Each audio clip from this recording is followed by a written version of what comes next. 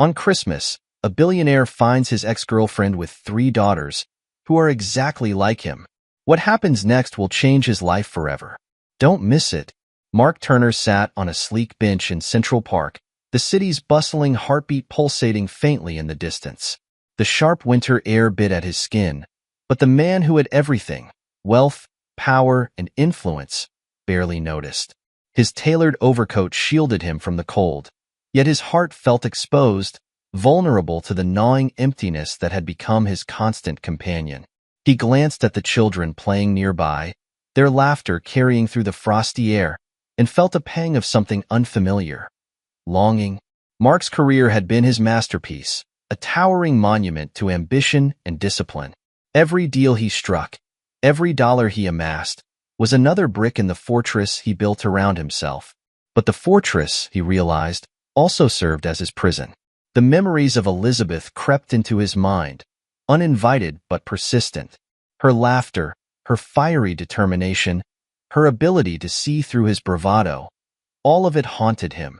It had been years since they parted ways, and yet her absence weighed heavier than any asset on his balance sheet. He pulled out his phone, scrolling aimlessly through endless emails, meetings, and business proposals. Among the sea of notifications, a simple text from his mother stood out. "Christmas dinner at my house. No excuses this year." He almost laughed. His mother had always been a force of nature, and Mark knew better than to defy her wishes. Yet, the idea of a family gathering felt alien to him. The last few Christmases had been little more than opulent parties, void of meaning.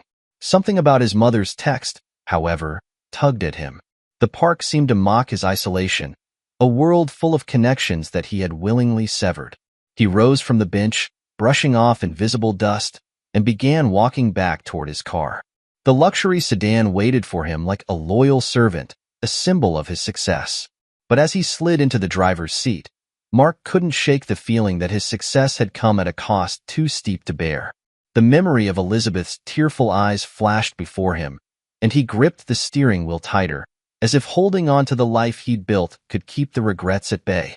His mother's house, a quaint home in the suburbs, was a stark contrast to his towering penthouse. It was warm, inviting, and unapologetically modest. Mark hadn't visited in years, always citing his demanding schedule. As he approached the driveway, a strange sense of apprehension took hold. He wasn't sure if it was the nostalgia of returning to his childhood home or the fear of facing the family he had distanced himself from. The evening passed in a haze of polite conversation and obligatory smiles. But just as he began to let his guard down, his mother's voice broke through the chatter. "Elizabeth will be joining us for dinner tomorrow." The name hit him like a freight train. He looked up sharply, his mind racing. Elizabeth? Here? Why? He wanted to ask 1,000 questions, but managed only a curt nod. His mother, perceptive as always, placed a reassuring hand on his. "It's time, Mark." That night, sleep eluded him. He stared at the ceiling of his childhood bedroom, the weight of his past pressing down on him. Memories of Elizabeth, once a source of comfort, now felt like accusations. He had walked away from her, from them, because he was too focused on chasing his dreams. But those dreams, he realized, had turned to ashes in his mouth. Tomorrow, he would face Elizabeth, and perhaps the consequences of the life he had chosen. As dawn broke, Mark resolved to attend the dinner, though he had no idea what awaited him. The next morning, Mark found himself pacing the living room, his heart pounding like a drum. The hours ticked by agonizingly slow until the doorbell finally rang. His mother opened the door, and there she was, Elizabeth, radiant as ever, flanked by 3 little girls who looked strikingly familiar. Time seemed to freeze as Mark's gaze locked with Elizabeth's, 1,000 unspoken words passing between them. The girls peeked out from behind her, their innocent faces full of curiosity. Mark's world tilted on its axis. These weren't just any children. They were his. The realization struck him like lightning, leaving him reeling. He wanted to speak, to ask, to understand, but no words came. Elizabeth's expression was unreadable, a mixture of guardedness and vulnerability. "Mark," she said softly, her voice carrying both warmth and caution. And just like that, The life he thought he knew began to crumble, making way for something entirely unexpected. Mark sat frozen in the living room, his mind a whirlwind of emotions as the three girls giggled and chatted with his mother. The warmth of their laughter contrasted starkly with the icy realization gripping him. These were his daughters, his blood, his legacy, and his failure, all staring back at him with wide, innocent eyes. He studied each of them. Identical freckles, golden curls, and eyes so startlingly familiar that they felt like mirrors reflecting pieces of himself he had long buried. Elizabeth stood a few feet away, her arms crossed and her expression guarded. She looked older, more grounded, but no less stunning. Time had only added depth to her beauty, a quiet strength radiating from her every movement. Mark's heart ached with the weight of what he had lost. Her voice cut through his haze, sharp but not unkind. "Mark, can we talk? Alone?" The tension in the room was palpable as his mother ushered the girls into the kitchen with promises of cookies and hot cocoa. Elizabeth gestured toward the patio, and Mark followed, his steps heavy with apprehension. The cold December air nipped at his skin, but he barely noticed. His focus was entirely on the woman standing before him, the woman he had once loved deeply and left behind. Elizabeth wasted no time. "They're yours, Mark. All three of them." Her words were delivered plainly, without accusation, but the impact was seismic. Mark opened his mouth to respond, but nothing came out. His mind reeled with questions, regrets, and a gnawing guilt that clawed at his chest. She sighed, her breath visible in the frosty air. "You left, Mark. You chose your career, your ambition, over us. I had to make a decision, for me and for them." His voice finally broke through, strained and barely audible. "Why didn't you tell me?" Elizabeth's eyes narrowed, her resolve firm. "What was I supposed to do? Call you between board meetings? You made it clear where your priorities were. I wasn't going to raise my daughters in the shadow of your neglect. They deserve better than that." Her words were not cruel, but they stung nonetheless. She paused, softening slightly. "I didn't tell you because you weren't ready. Maybe you still aren't." Mark raked a hand through his hair, his polished exterior cracking under the weight of her words. "I didn't know. I didn't know what I was walking away from." He hated how weak he sounded, how small. "I made mistakes, Elizabeth. I know that now, but I want to make it right." Elizabeth studied him, her gaze piercing and unflinching. "Making it right won't be easy. They don't know you, Mark. To them, you're a stranger. And to me," she trailed off, her voice faltering for the first time, "to me, you're the man who left." Her words hung in the air, heavy with years of unresolved pain. Mark swallowed hard, the weight of his choices crashing down on him. "I can't change the past," he admitted, his voice steadier now. "But I want to be part of their future. And yours, if you'll let me." Elizabeth's expression softened, but her eyes remained wary. "This isn't just about you wanting to feel better, Mark. This is about them. About building something real, something stable. They've grown up without you. You don't get to just walk in and play the hero." Mark nodded slowly, her words sinking deep. He knew she was right. This wasn't a problem he could fix with money or charm. It would take time, effort, and a level of vulnerability he had spent years avoiding. But as he looked at Elizabeth and thought of the girls in the kitchen, he felt something he hadn't experienced in a long time: purpose. The conversation ended there, not with resolution, but with a tentative understanding. They rejoined the others, the atmosphere in the living room lighter, but tinged with an undercurrent of tension. The girls, unaware of the gravity of the situation, tugged at Mark's sleeve, eager to show him their drawings. He knelt down, their infectious excitement momentarily eclipsing his unease. "Who's this?" he asked, pointing to a stick figure with exaggerated hair and a bright red tie. "That's you," one of the girls exclaimed, her face lighting up with pride. "Mommy said you work in a big building and wear fancy clothes." Mark chuckled, the simplicity of their perspective a balm to his frayed nerves. "Well, she's not wrong," he said, glancing at Elizabeth, who was watching the exchange from a distance. Her expression was unreadable, a mix of nostalgia and caution. For the first time in years, Mark felt a flicker of something he thought he had lost, hope. It was fragile and fleeting, but it was there. He didn't know what the future held or how he would navigate the complicated path ahead, but one thing was certain. He wasn't going to let this chance slip away. Not again. The warmth of the fire crackled in the living room, but tension swirled in the air as Mark sat on the edge of the couch, his gaze darting between Elizabeth and the girls. The evening had unfolded with careful pleasantries, but the deeper undercurrents of unresolved emotions could not be ignored. As the girls played with a set of wooden blocks on the carpet, Mark's focus remained split, half on their laughter, half on the unspoken challenge between him and Elizabeth. "Daddy, look," one of the girls called out, holding up a crooked tower of blocks. The word hit him like a freight train. Daddy. It was the first time any of them had called him that, and the sound of it was both thrilling and disorienting. He managed to smile, his throat tightening. "That's an impressive tower," he said, his voice thick with emotion. Elizabeth, seated across the room, watched him carefully. Her arms were crossed, her body language a shield against the vulnerability she refused to show. "They're quick to warm up to people," she said, her tone neutral but tinged with a hint of warning. "But that doesn't mean they don't notice when someone lets them down." Mark flinched at the subtle jab, but he chose not to respond. Instead, he turned back to the girls, determined to focus on them. "Do you all like building things?" he asked, his voice softening as he knelt closer to their level. One of the girls, Anna, nodded enthusiastically. "We're making a castle. Mommy says castles need strong walls so nothing can break them." Mark's smile faltered as he caught the edge of Elizabeth's gaze. The metaphor wasn't lost on him. "Strong walls," he repeated, his voice quieter now. "I think you're absolutely right." As the night wore on, the dynamic shifted. The girls continued to include Mark in their games, laughing as they made him wear a paper crown as king of their imaginary kingdom. Yet every glance from Elizabeth felt like a test, her silent judgment a constant reminder of the chasm that still existed between them.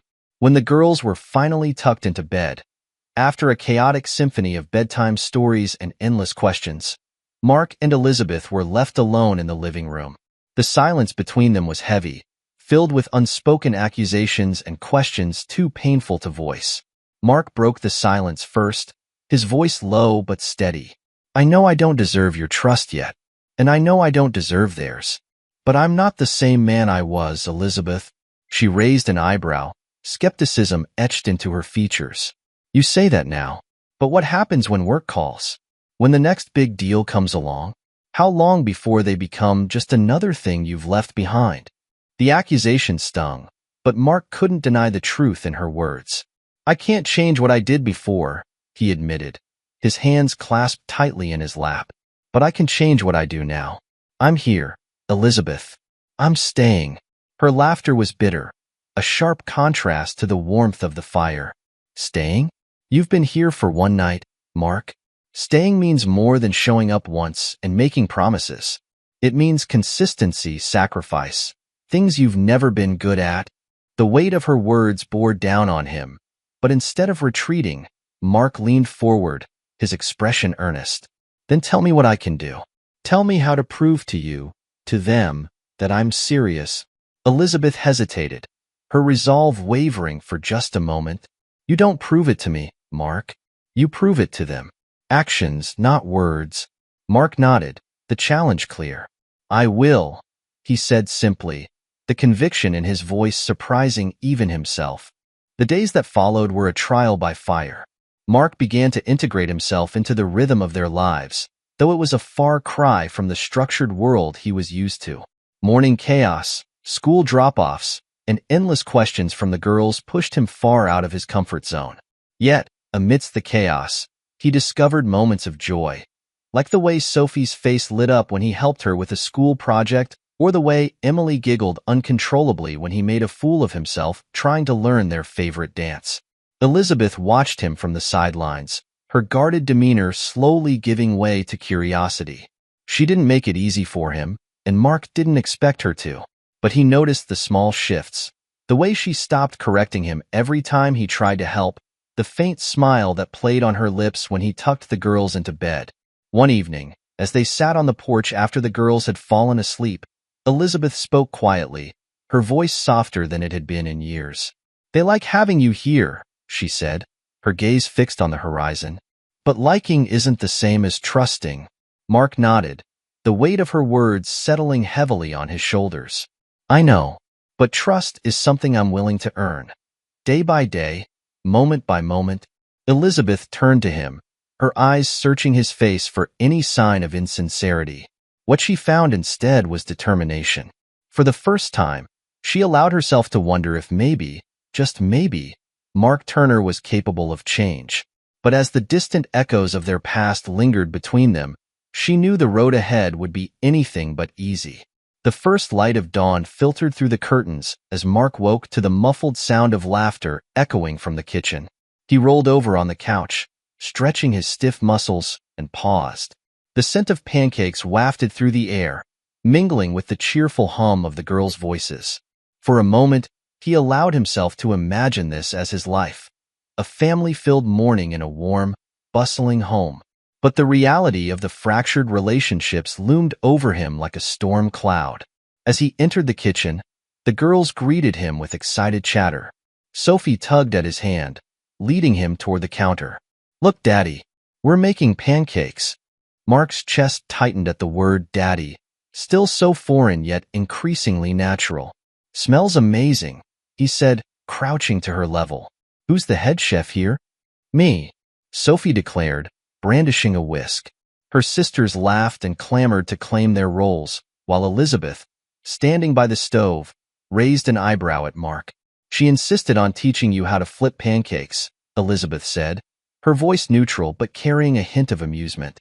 Mark smiled, taking the spatula Sophie offered him with all the solemnity of a royal decree. "All right, show me how it's done." The morning unfolded in a rare harmony, the shared laughter weaving a fragile thread of connection. Elizabeth remained on the sidelines, observing, her expression softening as she watched Mark kneel beside Sophie to scrape batter off the counter or humor Emily's attempt at storytelling. These small, genuine moments chipped away at her walls, though she kept her emotions guarded. Later that day, as the girls played in the living room, Mark found Elizabeth in the study, her hands sorting through papers. The air between them was charged with unspoken tension, but it was lighter than it had been in days. "You're good with them," she admitted without looking up. "Better than I expected." Mark leaned against the doorframe, his arms crossed. "They make it easy. They're incredible, Elizabeth. You've done an amazing job raising them." Elizabeth glanced up, her expression a mix of surprise and gratitude, though she quickly masked it. "It hasn't been easy," she said, "but they're my priority. Always." He nodded, stepping closer. "I want to help. I know it'll take time for them to trust me, and for you to trust me, but I mean it." Elizabeth hesitated, then sighed, the weight of her responsibilities evident in her posture. "It's not just about trust, Mark. It's about showing up, consistently. They've had enough disappointment." Her words struck a chord, and Mark felt a renewed determination to prove himself. "I'm here," he said firmly, "and I'm staying." The opportunity to demonstrate his commitment came sooner than expected.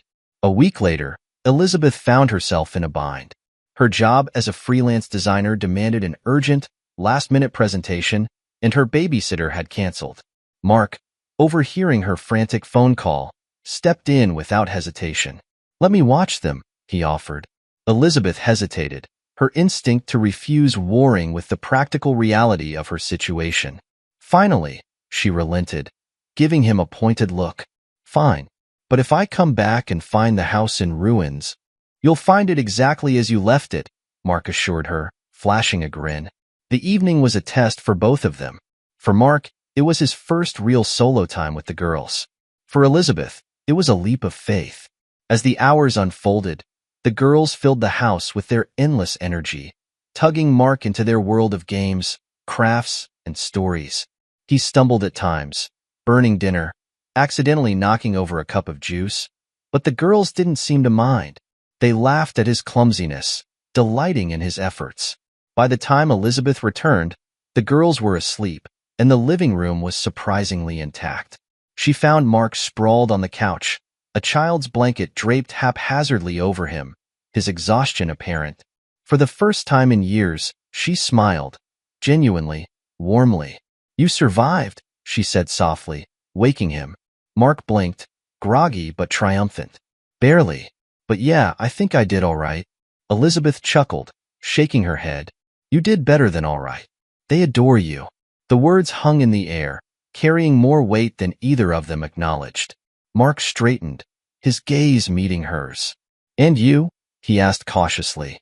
"How am I doing with you?" Elizabeth's smile faded, replaced by a guarded expression. "It's complicated. I can handle complicated," Mark replied, his tone gentle but persistent. She studied him for a moment, then sighed. "You're trying, Mark. I see that. But this isn't just about effort, it's about time. Trust isn't built overnight." Mark nodded, his determination unwavering. "Then I'll take all the time I need." The weeks that followed were marked by small victories and inevitable setbacks. Mark became a more consistent presence, attending school events, helping with homework, and navigating the challenges of fatherhood with a mix of humor and humility. The girls began to seek him out more, their initial curiosity transforming into genuine affection. Elizabeth, too, began to soften, though she remained cautious. There were moments when she caught herself watching Mark with the girls, her heart aching with a mixture of hope and fear. She wanted to believe in his transformation, but the scars of the past ran deep. One evening, as the girls drifted off to sleep, Elizabeth found Mark in the kitchen, cleaning up after dinner. She leaned against the doorway, her arms crossed. "You've been doing well," she said quietly. Mark looked up, surprised but pleased. "Thanks. That means a lot." She hesitated, then added, "But don't mistake progress for a free pass. There's still a long way to go." Mark met her gaze, his expression serious. "I'm not looking for a pass, Elizabeth. I'm looking for a chance." Elizabeth said nothing, but the flicker of hope in her eyes was unmistakable. And for the first time, she allowed herself to consider the possibility that maybe, just maybe, Mark Turner was here to stay. The frost of early January settled over the neighborhood, but the warmth of a shared breakfast at Elizabeth's dining table hinted at the fragile bonds beginning to form. Mark had found a rhythm with the girls, though each moment of connection felt hard-won and tenuous. Elizabeth watched from a distance, offering quiet support when needed, but keeping herself at arm's length emotionally. The air between them was charged, a push and pull of unspoken tension and lingering hope. After breakfast, Mark volunteered to take the girls to the park. The suggestion caught Elizabeth off guard, her protective instincts flaring. "Are you sure you can handle all three on your own?" she asked, her tone light but her meaning clear. Mark met her gaze steadily. "I can. You need a break, and they need time outside. Trust me." She hesitated, then nodded. "All right, but call me if anything happens." Anything. The park was alive with children's laughter and the crunch of boots on snow-dusted paths. The girls immediately scattered, drawn to the swings and slides, their laughter echoing through the crisp air. Mark stayed close, his eyes darting between them, his unease evident. Parenting still felt like unfamiliar terrain. One wrong move, and he feared losing the fragile trust he had begun to build. "Daddy, push me." Sophie called from the swings, her voice bright and eager. Mark hesitated for a moment before stepping forward, the term still feeling foreign yet oddly right. He pushed her gently, her giggles breaking through his nervousness. As the afternoon wore on, the girls included him in their games, their joy contagious. Yet, even amidst the play, Mark couldn't ignore the subtle challenges. Emily's quiet moments of doubt, Sophie's occasional insistence on Elizabeth's rules, and Anna's endless questions about where he had been all these years. Each interaction was a reminder of the time he had lost, of the gap he needed to bridge. When they returned home, the girls were flushed with cold and happiness. Elizabeth greeted them at the door, her eyes scanning each of her daughters before landing on Mark. "How'd it go?" "Survived," Mark said with a small grin, helping Sophie out of her coat. "And no calls needed." Elizabeth nodded, a faint smile playing on her lips. "Good." That evening, as the girls settled down for bed, Elizabeth and Mark found themselves in the kitchen. The quiet hum of the dishwasher filled the silence as Elizabeth poured herself a cup of tea. "They seem happy," she said, her voice neutral but laced with meaning. Mark leaned against the counter, watching her. "That's all I want," he said softly. "For them to be happy. And for you to be okay." Elizabeth's hand stilled on her cup. She looked up, her expression unreadable. "It's not that simple, Mark. Happiness doesn't erase the past. It doesn't fix everything." "I know," he replied, his voice steady. "But I'm not trying to erase anything. I'm trying to build something new." She studied him for a long moment, her guard slipping slightly. "It's not just about you anymore. It's about them. If you let them down, you'll break more than just their trust. You'll break their hearts." The weight of her words settled heavily on Mark, but he didn't flinch. "I won't let them down. Or you." As the days passed, Mark's presence began to shift the dynamics in the household. The girls warmed to him more each day, their trust blossoming in small, meaningful ways. Emily, the quietest of the three, began to open up, seeking him out for help with puzzles or stories. Sophie, ever the leader, declared him her official castle builder, dragging him into their elaborate games. Anna, the most curious, peppered him with endless questions about his life, his work, and why he had been gone for so long. Elizabeth observed these changes cautiously, her heart warring with her mind. She couldn't deny the joy Mark brought to the girls' lives, but the fear of history repeating itself loomed large. She kept her distance, focusing on her work and maintaining her role as their anchor. One afternoon, as Mark helped the girls with a craft project, Elizabeth received an unexpected call from her best friend, Mia. The two had been close for years, and Mia had been a constant support during Elizabeth's single-parent journey. Hearing about Mark's sudden involvement left Mia skeptical. "You're letting him back in?" Mia's voice was sharp, her concern evident. "After everything he put you through?" Elizabeth sighed, stepping into the study to avoid being overheard. "He's changed, Mia. Or at least he's trying. And what if it's just temporary? What if he decides he's done playing family and walks away again?" "I've thought about that," Elizabeth admitted, her voice quiet. "But the girls deserve the chance to know him. I can't take that away from them." Mia's silence spoke volumes. "Finally," she said, "just promise me you'll protect yourself, Liz. Don't let him hurt you again." Elizabeth's resolve hardened. "I won't." Later that evening, as the girls slept, Mark and Elizabeth sat on the porch, the cold air biting but refreshing. They had fallen into the habit of these quiet moments, where words were sparse but meaningful. Mark broke the silence first. "I know I have a lot to prove," he said, his breath visible in the frosty air. "Not just to them, but to you." Elizabeth looked at him, her expression guarded but softer than before. "It's not just about proving yourself, Mark. It's about showing that you'll stay. Not just physically, but emotionally." Mark nodded, her words hitting their mark. "I'll stay," he promised. "Whatever it takes, for as long as it takes." Elizabeth didn't respond immediately. She turned her gaze to the horizon, the faint glow of city lights in the distance. "We'll see," she said finally, her voice both cautious and hopeful. In that moment, Mark realized the truth of what he was fighting for. It wasn't just redemption or reconciliation. It was the chance to build something real, something lasting. And for the first time in years, he believed he could. Winter deepened, its chill creeping into every corner of the city. In Elizabeth's home, however, warmth had begun to take root. The girls laughed more freely, their trust in Mark growing with each passing day. Elizabeth, too, started to let her guard down, though she remained cautious. Mark knew he had made progress, but he also sensed that something lingered in the shadows, a part of Elizabeth's life, and perhaps his own, that had yet to come to light.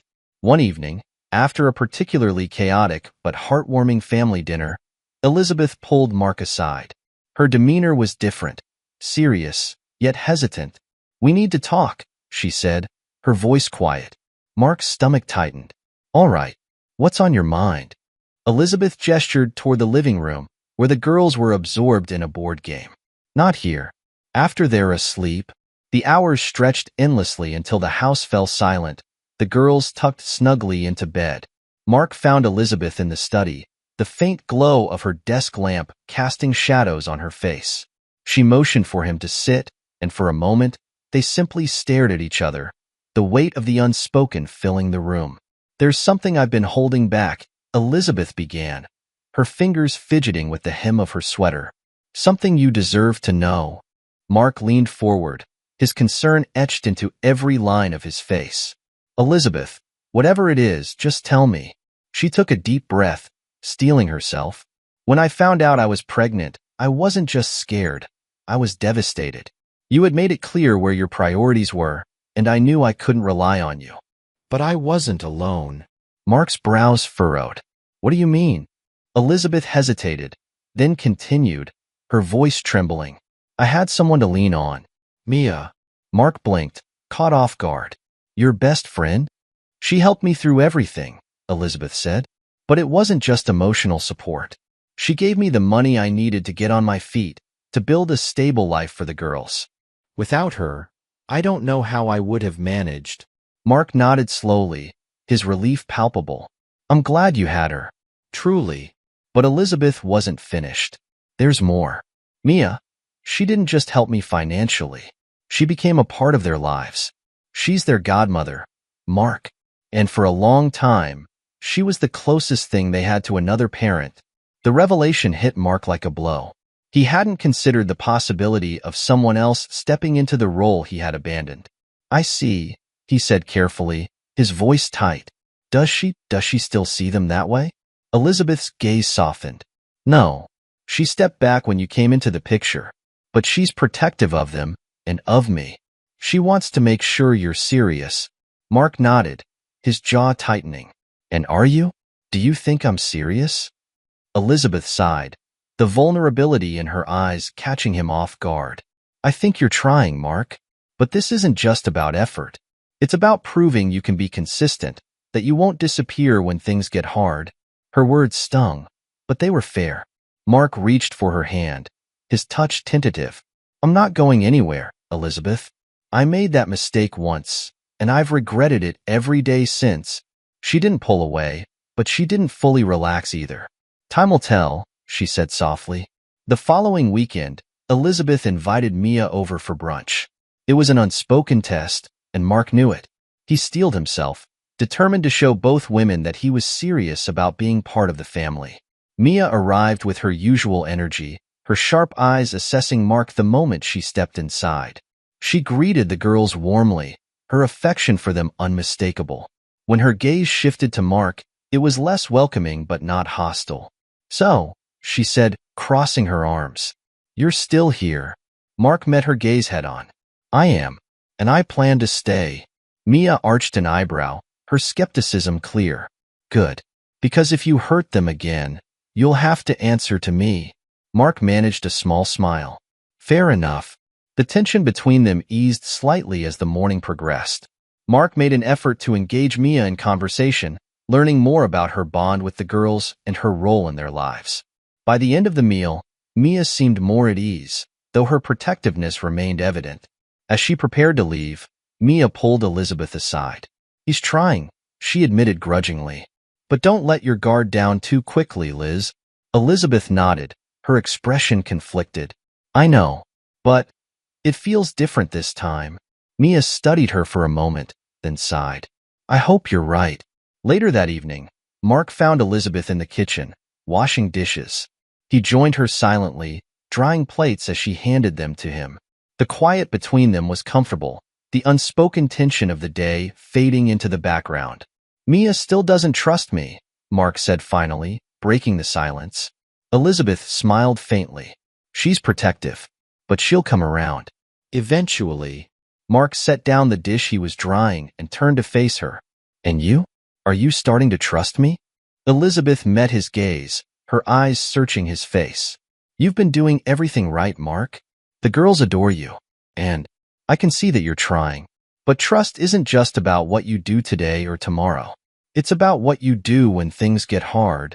Mark nodded, her words sinking deep. "Then I'll keep proving it. Every day."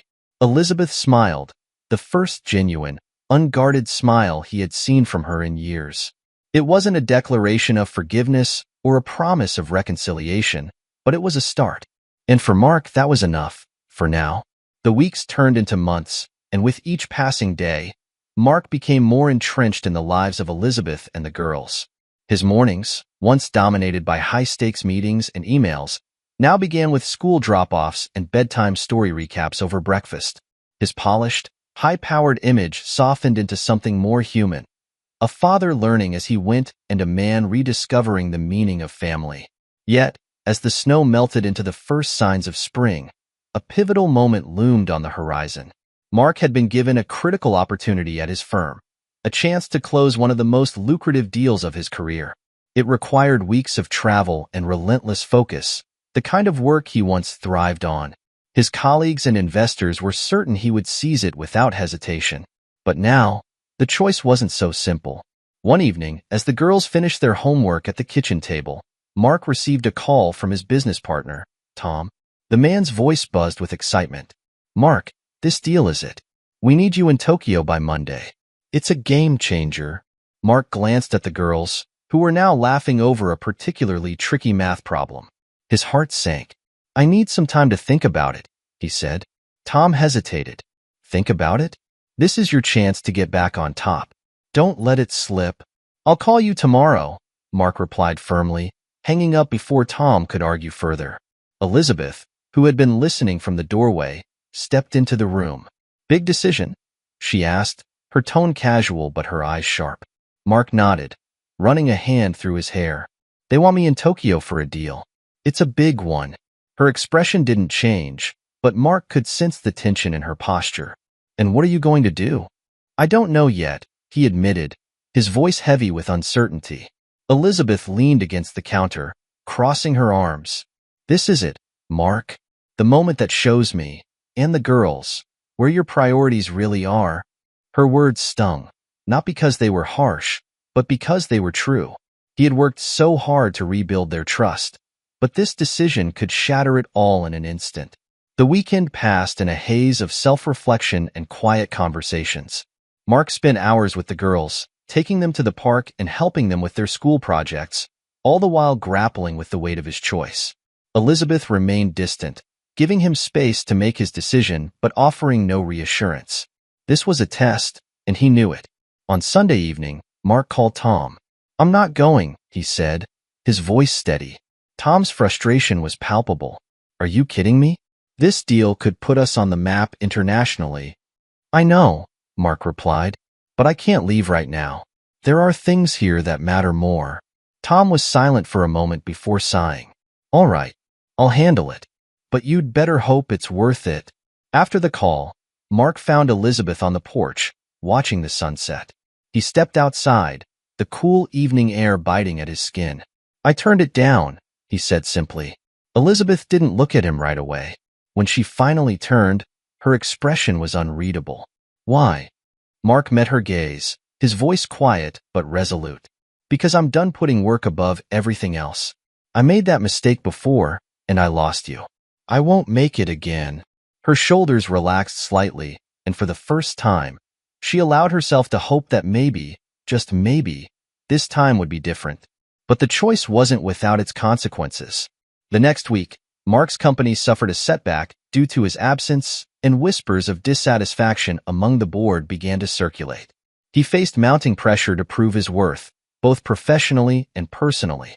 The stakes were higher than ever, and the tension began to bleed into his interactions with Elizabeth and the girls. One evening, as he helped Sophie with her science project, Emily approached him with a hesitant look. "Daddy, are you going to leave again?" she asked, her voice barely above a whisper. The question cut deeper than any boardroom criticism ever had. Mark knelt down, meeting her gaze. "No, sweetheart. I'm not going anywhere. I promise." Emily studied him for a moment, then nodded, her trust in him evident but fragile. Later that night, as Mark recounted the moment to Elizabeth, she sighed, her weariness evident. "They're starting to believe in you," she said. "But if you break their trust now, it'll be worse than never coming back at all." "I know," Mark replied, his voice filled with determination. "I won't fail them. Or you." The turning point came during a family outing to the zoo. The girls had been excited for weeks, and the day was filled with laughter and wonder as they explored every exhibit. But as the afternoon wore on, a group of Mark's former colleagues happened to cross their path. Dressed in sharp suits, they greeted him with surprise, their voices dripping with the thinly veiled judgment of men who had stayed in the game. "Mark Turner," one of them said with a smirk. "Didn't expect to see you here. Taking a sabbatical?" Mark tensed, the weight of their words pressing down on him. He glanced at Elizabeth, who was watching the interaction carefully, and then at the girls, who were blissfully unaware of the tension. "No sabbatical," Mark said finally, his voice calm but firm. "Just spending time with the people who matter." The men exchanged looks but said nothing more. As they walked away, Elizabeth stepped closer to Mark, her expression unreadable. "That couldn't have been easy," she said softly. "It wasn't," Mark admitted. "But it was worth it." Elizabeth said nothing, but the faint smile on her lips spoke volumes. For the first time, she began to believe that Mark's transformation wasn't just an act, it was real. That night, as they tucked the girls into bed, Mark and Elizabeth stood in the hallway, their shoulders brushing.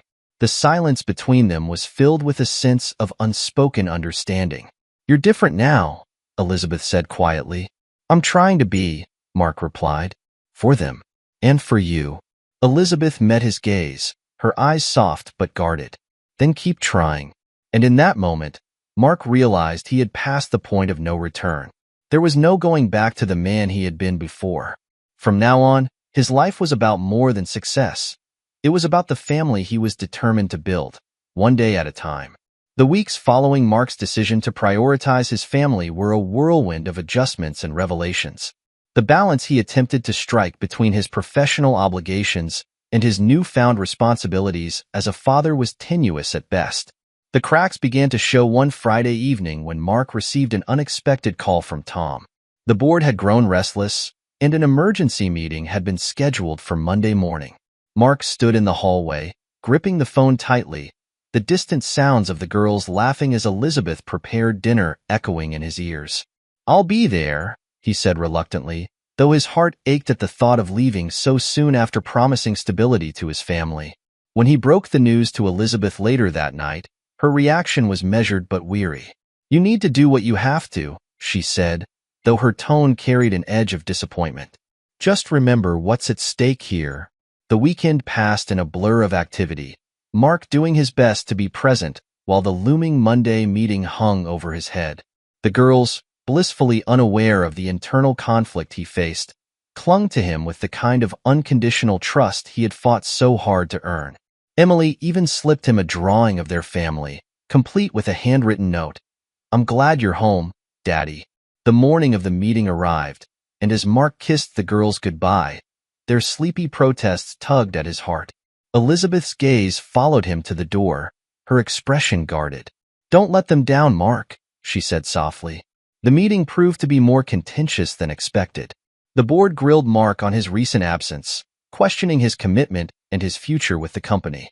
Mark felt the pull of his old life, the power, the prestige.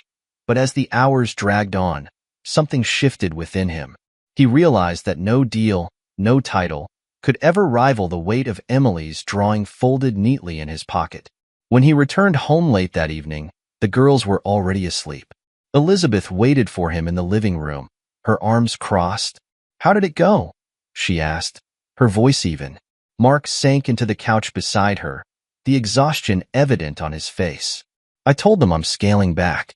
No more late-night calls, no more overseas trips. If they don't like it, I'll walk." Elizabeth blinked, the weight of his words settling between them. "And they agreed?" "They didn't have much choice," Mark replied with a tired smile. "I'm not the man I used to be, Elizabeth. I won't sacrifice what I've found here for anything." For the first time, Elizabeth allowed herself to relax, the tension in her shoulders easing. "Good," she said simply, "because neither will we." Spring had fully arrived, and with it came a sense of renewal in the household. The girls flourished under Mark's presence, their laughter filling every corner of the home. Elizabeth, though still cautious, began to let her guard down more often. The cracks in her armor revealed glimpses of the woman Mark had fallen in love with years ago. strong, passionate, and fiercely devoted. But just as it seemed the family was finding its rhythm, an unexpected visitor arrived. Mark's estranged father, Robert Turner, the older man, with his impeccably tailored suit and air of authority, appeared unannounced at Elizabeth's doorstep one Sunday morning. His sudden presence sent ripples of unease through the household. "Mark," Robert said when his son opened the door, his voice clipped but polite. "We need to talk." Elizabeth ushered the girls into the living room, her protective instincts flaring. Mark's jaw tightened as he stepped outside with his father, closing the door behind them. "What do you want, Dad?" Robert's sharp gaze softened momentarily, though his demeanor remained formal. "You've been making waves at the firm. The board's not happy with your recent decisions." Mark crossed his arms, his stance firm. "I'm not here to talk about the board." "Fine," Robert said, his tone cooling. "Then let's talk about your new priorities." Mark bristled. "You mean my family?" "Yes," Robert replied bluntly. "The family you abandoned for nearly a decade. And now you're back, expecting them to fall in line with your sudden change of heart." Mark's anger flared, but he kept his voice steady. "I'm not here to argue with you, Dad. I've made my choice, and it's not up for debate." Robert sighed, his frustration evident. "You're throwing away everything we've built." "No," Mark said firmly. "I'm building something better." The conversation ended abruptly, with Robert leaving as suddenly as he had appeared. Mark re-entered the house, his shoulders heavy with the weight of the confrontation. Elizabeth approached him cautiously. What did he want? Mark hesitated, then shook his head. "Nothing that matters." But the encounter lingered in his mind, stirring memories of his own childhood. The constant pressure to perform, the lack of warmth or connection. For the first time, he saw his father's influence in his own actions, the ways he had prioritized success over love. It was a painful realization, but also a turning point. That night, as he tucked the girls into bed, Mark lingered a little longer, his voice softer as he read their favorite story. When Emily asked for a second hug, he obliged without hesitation. And as he kissed their foreheads, he whispered a promise. Not to them, but to himself. He would break the cycle. He would be better. He would stay. The weeks following Robert's visit brought a subtle shift in the household. Though Mark didn't speak of his father again, Elizabeth noticed the change in him. He seemed more introspective, more determined. Every interaction with the girls carried an unspoken weight, as though he were working to rewrite not just their future but his own. Elizabeth's guardedness began to waver. She had seen men make promises before. Mark himself had been one of them, but this was different. He wasn't just saying the right things. He was living them. Even so, her heart remained cautious. Trust was a fragile thing, and she couldn't risk hers lightly. One evening, as the family sat together assembling a puzzle, Sophie blurted out a question that caught everyone off guard. "Daddy, are you going to stay with us forever?" The room fell silent, the puzzle forgotten as all eyes turned to Mark. He set down the piece in his hand, his expression earnest. "Yes, Sophie. I'm not going anywhere." Elizabeth's heart clenched at the simplicity of his answer. For the girls, it was enough. For her, it was a step, but not the whole journey. Later that night, after the girls were asleep, Elizabeth joined Mark on the porch, where he often sat to reflect. The spring air was cool and fragrant, and the stars sparkled overhead. She sank into the chair beside him, her posture hesitant but open. "They believe you," she said softly, breaking the quiet. "The girls, they believe you're staying." Mark turned to her, his face illuminated by the faint glow of the porch light. "I believe it too." Elizabeth frowned, her hands clasped tightly in her lap. "What about the board? Your father? Everything they want from you?" Mark exhaled, his breath visible in the cool night air. "None of that matters as much as this. As much as you and the girls." His words were simple, but the conviction in them was undeniable. Elizabeth met his gaze, her voice trembling with vulnerability. "I want to believe that, Mark. But I need to know that you're ready to fight for this, for us. Because there will be challenges, and I can't face them alone." Mark leaned forward, his hand brushing hers gently. "I'm ready, Elizabeth. For the challenges, for the fight, for everything. I'm not the man I was before.